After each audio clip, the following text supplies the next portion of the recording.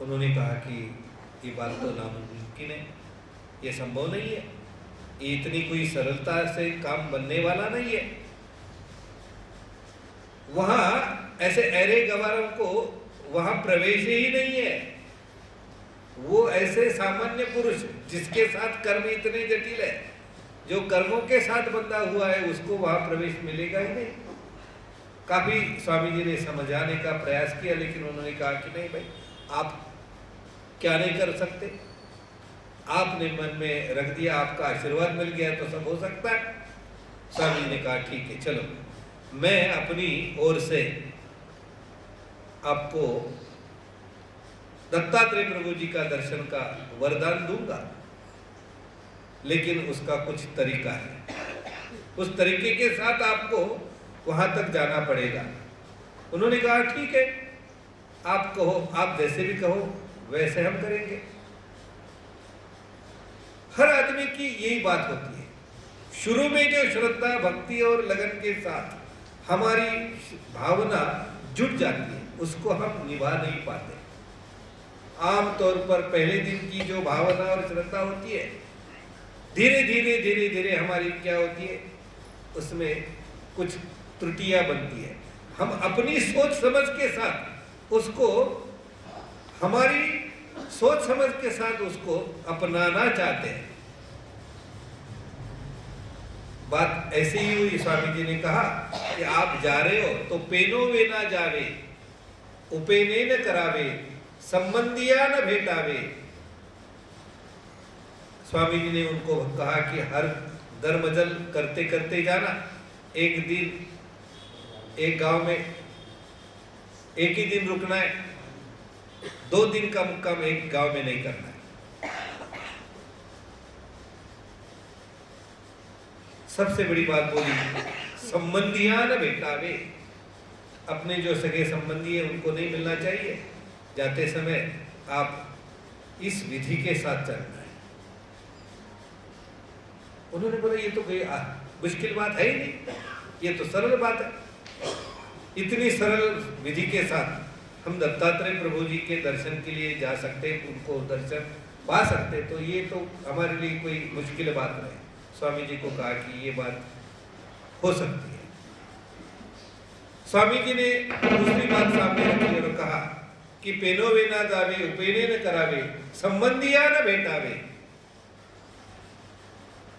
और आगे एक बात कही कि जब आप माहौर में जाओगे तो वहां पहले आपको कोई मिलने के लिए आएगा, कोई पूछेगा कि कहाँ चल रहे हो, तो आप कहोगे कि दत्तात्रेय प्रभु जी के दर्शन के लिए जा रहा हूं। तो उन्होंने बात कही कि वो कहेंगे कि हम ही दत्तात्रेय प्रभु जी हैं, लेकिन वो दत्तात्रेय प्रभु नहीं होंगे।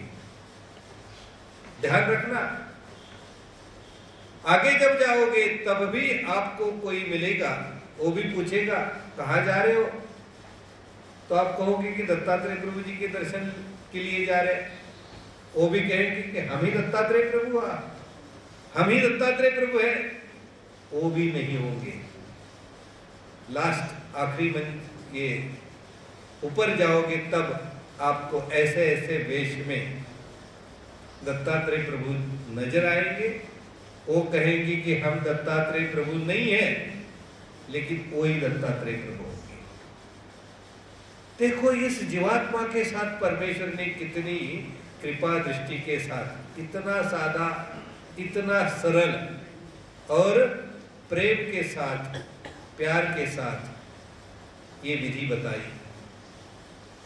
बात कितनी आसान थी, लेकिन उनको दत्तात्रेय प्रभु जी के दर्शन नहीं हुए। क्यों नहीं हुए?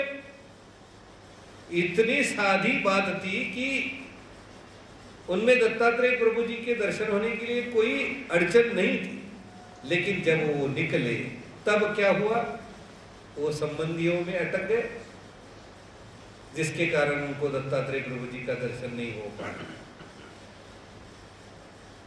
मेरा कहने का मतलब यह है कि हर विधि के साथ हम अपनी तरफ से उसमें खिलवाड़ करते हैं, उसमें बदलाव करते हैं। अपनी सोच के साथ उसको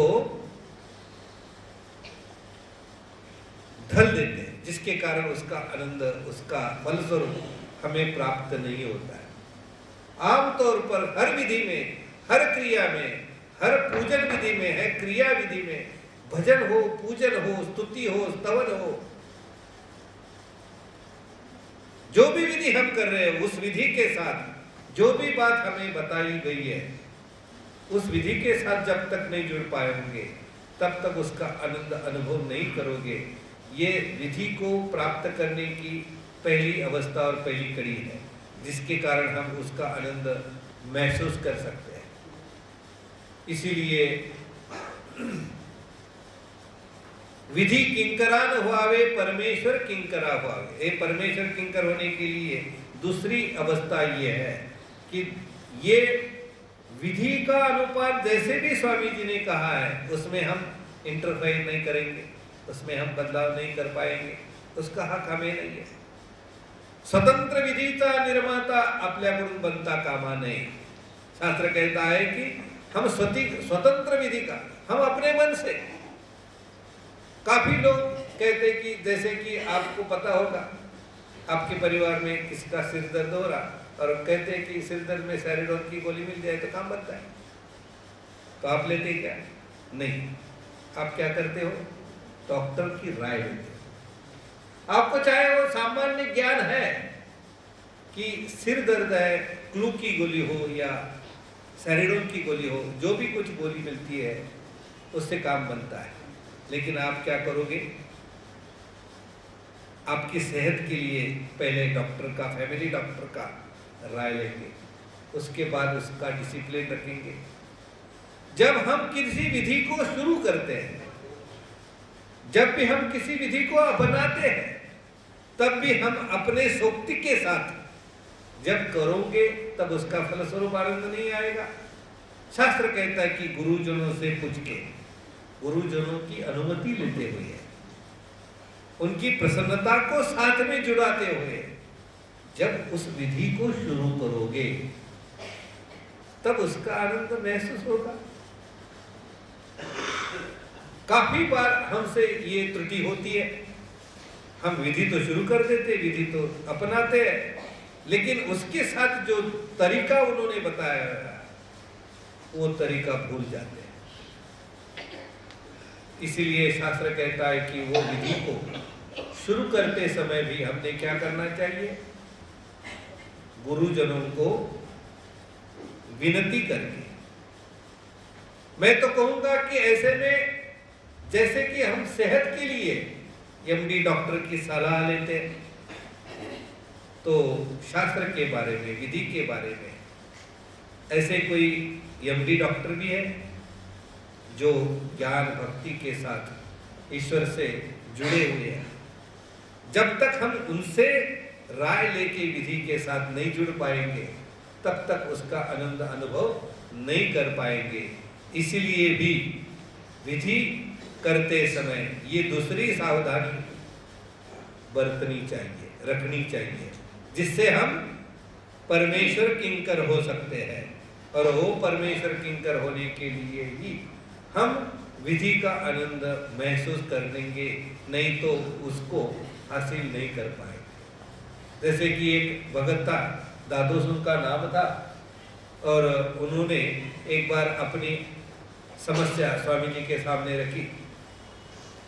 स्वामी जी ने कहा, स्वामी जी को उन्होंने कहा कि भाई आपसे मुझे पहली जो विद्या हासिल हुई है, उस विद्या के साथ मुझे जो पहले आनंद आता था ना, वो अभी नहीं आ रहा है।